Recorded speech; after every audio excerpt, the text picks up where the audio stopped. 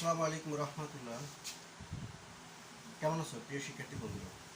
আশা করি ভালোই আছো, সুস্থ আছো, বাসায় আছো।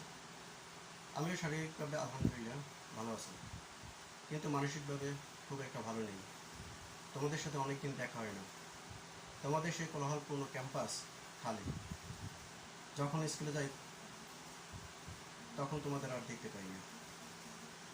যাই হোক, তারপরও তোমরা বাসায় থাকবা, সুস্থ থাকবা, সেই আশাবাদ ব্যক্ত করে আজকের অনলাইন ক্লাসে তোমাদের স্বাগত জানাচ্ছি। আমি খায়রুল ইসলাম, সহকারী শিক্ষক, রহমতপুর মাধ্যমিক বিদ্যালয়, বাবুগঞ্জ উপজেলা, বরিশাল। প্রিয় শিক্ষার্থী বন্ধুরা, আজকে আমি হাজির হয়েছি ষষ্ঠ শ্রেণীর গণিত বিষয় নিয়ে। ষষ্ঠ শ্রেণীর গণিত বিষয়ের পঞ্চম অধ্যায় সমীকরণ আর সমীকরণের সমাধান নিয়ে। যাই হোক, আমরা জানি সমীকরণের সমাধান খুব সহজ, নির্ণয় করা সোজা, কিন্তু এর পূর্বে আমাদের সমীকরণের বেসিক ধারণা সম্পর্কে একটু জানার প্রয়োজন। সেজন্য আমরা কিছু টপিক সাজিয়েছি। দেখো, সমীকরণ কি, এছাড়া আমরা জানব চল বা চলক, সমীকরণ, একঘাত বিশিষ্ট সমীকরণ, দ্বিঘাত বিশিষ্ট সমীকরণ বা সরল সমীকরণ এবং এর সমাধান। সমীকরণের ইংরেজি হলো ইকুয়েশন। আমরা সমীকরণ সম্পর্কে আলোচনার পূর্বে আমাদের এই বিষয়গুলো জানার দরকার। আমরা লিখি চল বা চলক। চল বা চলক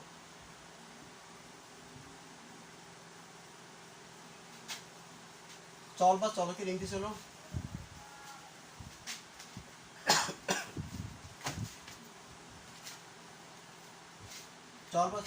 হলো ভ্যারিয়েবল। VARIABLE, variable. চল বা চলক কি? চল বা চলক হলো অজ্ঞাত, মানে অজানা যে রাশি। আমরা একটু লিখি অজ্ঞাত বা অজানা রাশি এক্স কে চল বা চলক বলে। আমরা পেলাম। এখন আসলে এক্সটা কি দেখো, এক্স প্লাস 1 = 3। যদি আমরা একটা সমাধান লিখি, এখানে এক্স হলো চলক,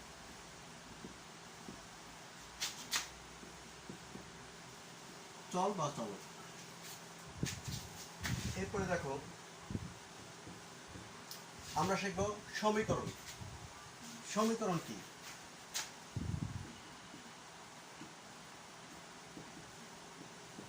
সমীকরণের ইংরেজি হলো ইকুয়েশন, EQUATION। সমীকরণের ইংরেজি হলো ইকুয়েশন। সমীকরণ কি দেখো,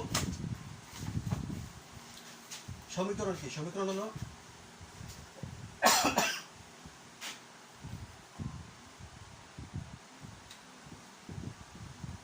হলো সমান চিহ্ন বিশিষ্ট সমান চিহ্ন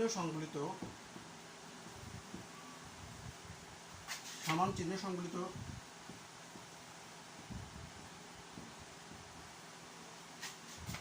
গাণিতিক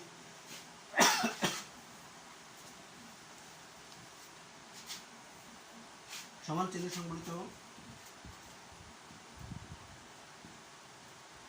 গাণিতিক ফলাবাক্য।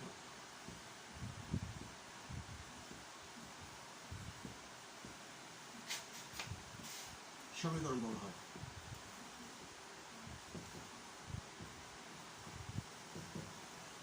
সমান চিহ্ন সংবলিত, যেমন আমরা উপরের চল বা চলকে যখন একটা সমীকরণ লিখেছি, দেখো x + 1 = 3, এইটি একটা সমীকরণ। এটার ভিতরে দেখো সমান সমান আছে, তো তাহলে আমরা এর সংজ্ঞাটা কি পাই, যে সমান চিহ্ন সংবলিত গাণিতিক খোলা বাক্যকে সমীকরণ বলে। এখন আমরা শিখব এই সমীকরণ থেকে একঘাত বিশিষ্ট সরল সমীকরণ এবং দুঘাত বিশিষ্ট সরল সমীকরণ কি। একঘাত বিশিষ্ট সরল সমীকরণ, দেখো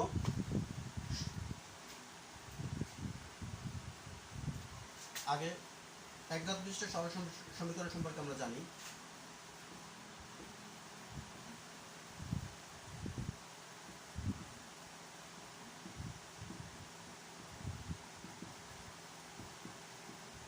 একঘাত বিশিষ্ট সরল সমীকরণ ইংরেজি হলো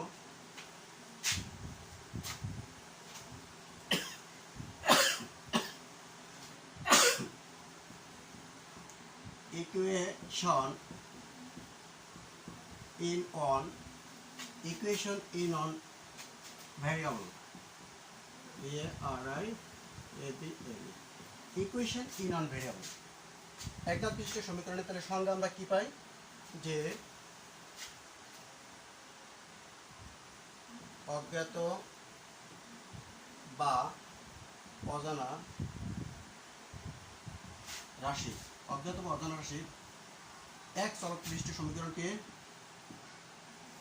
এক চলক বিশিষ্ট সমীকরণকে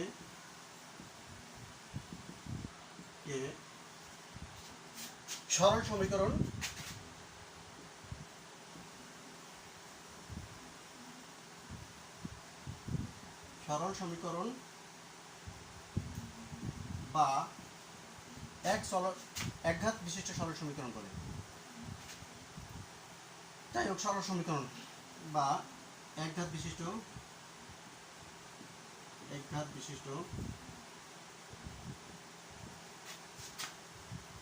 সরল সমীকরণ বলে।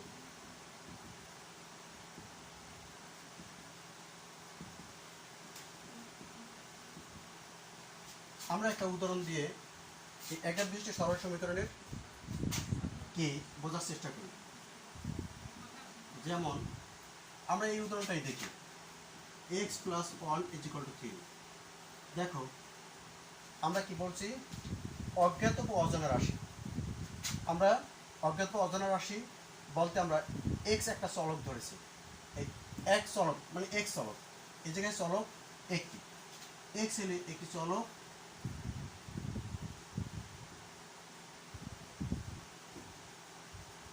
x একটি চলক, তাই এটি কি একঘাত বিশিষ্ট সমীকরণ। আর এই জায়গায় যদি, যাই হোক আমরা দ্বিঘাত সমীকরণে বাকিটা আলোচনা করছি।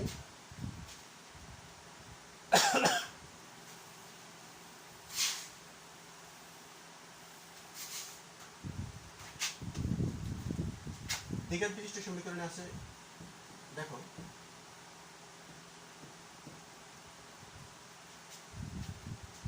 দুই বা দুই যা লেখো সমস্যা।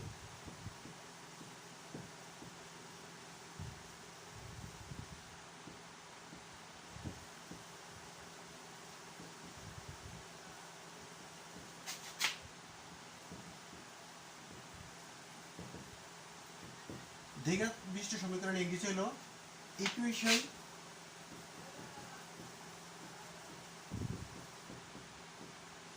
Equation into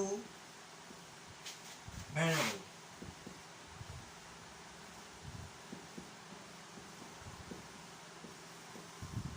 equation into variable. দেখো দ্বিঘাত বিশিষ্ট সমীকরণটা কি, তাহলে আমরা জানার চেষ্টা করি। অজ্ঞাত বা অজানা রাশি, আমরা এই সংজ্ঞাটা থেকেই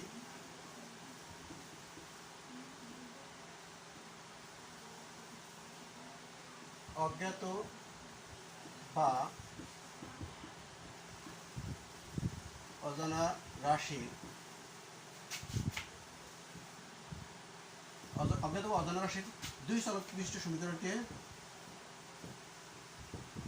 দুই চলক বিশিষ্ট সমীকরণকে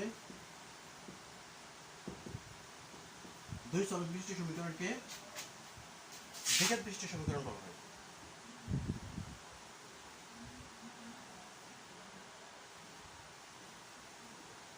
দ্বিঘাত বিশিষ্ট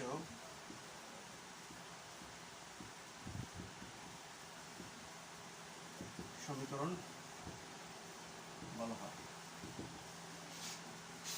আমরা দ্বিঘাত সমীকরণও জানলাম। এই পর্যায়ে আমরা যাই হোক দ্বিঘাত সমীকরণের আমরা একটা উদাহরণ দিয়ে আরো ক্লিয়ার করতে চাই। যেমন x plus y is equal to 3। দেখো এই জায়গায় x একটি চলক আর y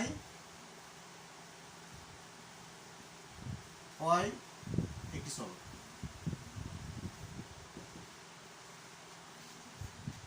x একটি চলক এবং y একটি চলক, সেজন্য এটা দ্বিঘাত বা দ্বিঘাত বিশিষ্ট সমীকরণ, ইংরেজিতে বলা হয় ইকুয়েশন ইন টু ভ্যারিয়েবলস। আমরা এই পর্যায়ে শিখব সমাধান কি আসে।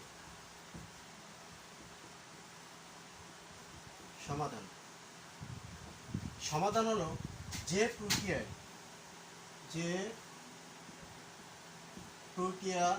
বা পদ্ধতিতে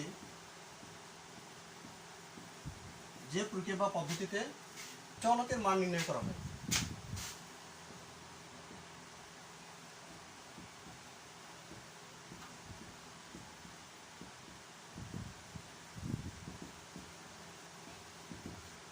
যে প্রক্রিয়া বা পদ্ধতিতে চলকের মান নির্ণয় করা হয় তাকে বলা হয় সমাধান।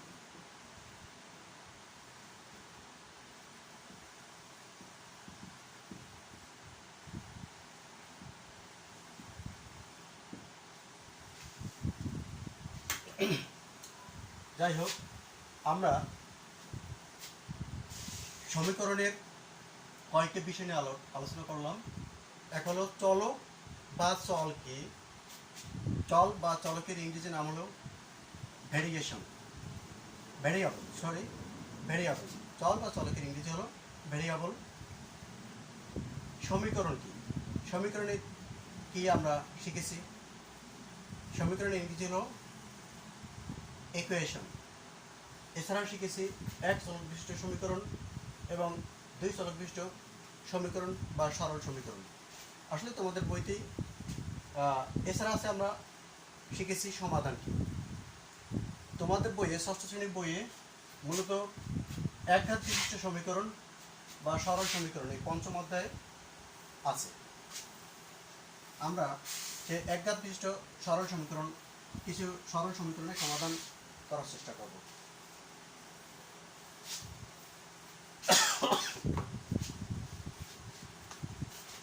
তোমাদের বইয়ে পঞ্চম অধ্যায়ে পৃষ্ঠা নাম্বার 104 পৃষ্ঠায় 12 থেকে 23 সমীকরণ গঠন করা আছে, তোমার শুধু সমাধান করতে হবে। এবং নিচের অঙ্কগুলো 24 থেকে 35 আছে, তোমার সমীকরণও গঠন করতে হবে এবং সেই সমীকরণের সমাধানও, অর্থাৎ সেই চলকেরও মান নির্ণয় করতে হবে। যাই হোক, 12 থেকে যে 23 পর্যন্ত যে অঙ্কগুলি আছে, এই অঙ্কগুলি করার পূর্বে আমি তোমাদের কয়েকটা কথা বলবো। সমীকরণের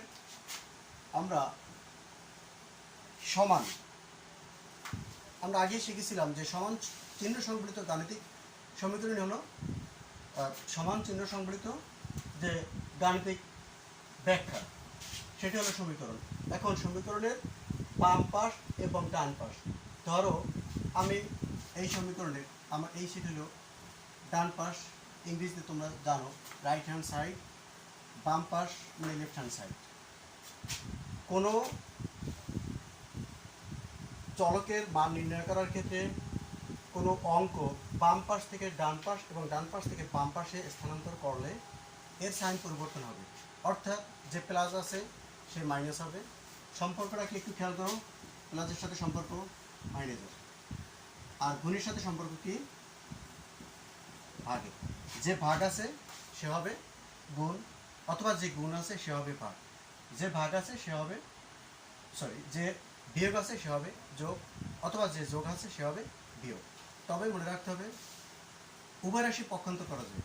যেমন সম্পূর্ণ রাশি বাম পাশ থেকে ডান পাশ এবং ডান পাশের সম্পূর্ণ রাশি যদি বাম পাশে নিয়ে আসো, সেক্ষেত্রে সাইনের কোনো পরিবর্তন হবে না। যাই হোক, আমরা তোমাদের বইয়ের 12, 13, 14, 15, 16 পর্যন্ত, 12 থেকে 16 পর্যন্ত একই অঙ্ক। যে কোনো একটা সমস্যার সমাধান করলে তোমরা বাকিগুলো অবশ্যই পারবে বলে আমার বিশ্বাস। আমরা 16 নম্বরটাই দেখছি। Z plus 3 equal to 15। Z plus 3 equal to 15। দেখো, আমরা আগেই বলেছিলাম আসলে চলক এক্স ওয়াই জেড ইত্যাদি আকার প্রকাশ করা হয়। মূলত আমাদের এই চলকেরই মান নির্ণয় করার দরকার। এটি হলো সমাধান। জেড ইকুয়াল টু কি আসে? দেখো, জেড ইকুয়াল টু কি আসে? 15 এই 3 এই সিটে আসলে কি হয়ে যাবে? সাইন পরিবর্তন হবে, কারণ এটা আছে প্লাস হয়ে যাবে মাইনাস। বা জেড ইকুয়াল টু 15 থেকে 3 গেলে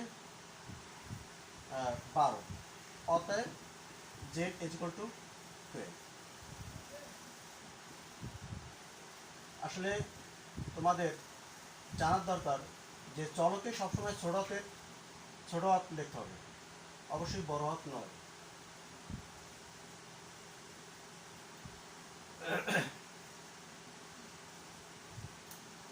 অতএব নির্ণয় সমাধান কি আসে? নির্ণয় সমাধান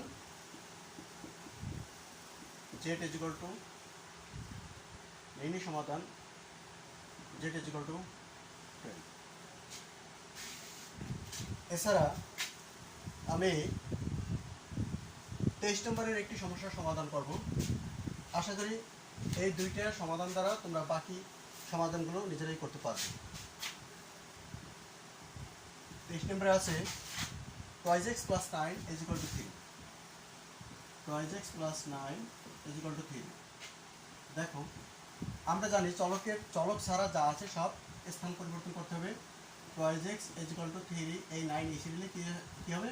মাইনাস হয়ে যাবে, আছে প্লাস মাইনাস হয়ে যাবে। বা 2x is equal to, এটা প্লাস এটা মাইনাস, প্লাস মাইনাসে মাইনাস, তাহলে আমাদের মাইনাস করতে হবে। 9টা থেকে 3টে চলে যাবে, থাকবে 6টা। বরঙ্কের সাইন মাইনাস, অবশ্যই সাইনের বিষয়ে তোমাদের নজর রাখতে হবে যে সাইন বরঙ্কের নাম্বার। আর এটা আছে কি আকারে? 2x কি আকার, এর মধ্যে কোনো চিহ্ন নেই। চিহ্ন না থাকলে সেটাকে আমরা গুণ ধরি। আমরা আগেই দেখেছিলাম যে গুণের বিপরীত, সমাধানের ক্ষেত্রে গুণের বিপরীত কি? ভাগ। সেক্ষেত্রে আমরা ভাগ করবো, -6 ডিভাইডেড বাই 2, অতএব x ইজ ইকুয়াল টু -3। 2 4 ভিতরে 3 বার। অর্থাৎ নির্ণয় সমাধান কি আসে?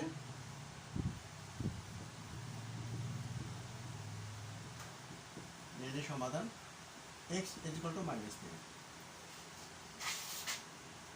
প্রিয় শিক্ষার্থী বন্ধুরা, আশা করি তোমরা সমীকরণের সমাধান বুঝতে পেরেছ। তোমাদের 12 থেকে 23 পর্যন্ত যতগুলো সমীকরণ দেওয়া আছে সবগুলো সমীকরণের সমাধান করে আমাকে মেসেজ করবে। এর পূর্বের ক্লাসের অনেক শিক্ষার্থীরা যে অঙ্কের সমাধান করে আমাকে মেসেজ করেছিলাম, সেগুলোর থেকে আমি কিছু তোমাদের ভুলভ্রান্তি পেয়েছি, সেগুলো অবশ্যই তোমাদেরকে মেসেঞ্জে আমি বলে দিয়েছি। যাই হোক, নেক্সট ক্লাসে 12 থেকে 23 পর্যন্ত তোমরা সমাধান করবে এবং আমি পরবর্তীতে 24 থেকে 35 পর্যন্ত অঙ্কের সমস্যা সমাধান করার চেষ্টা করব। সেই পর্যন্ত তোমরা ভালো থেকো, সুস্থ থাকো। আল্লাহ হাফেজ। আসসালামু আলাইকুম রহমতুল্লাহ।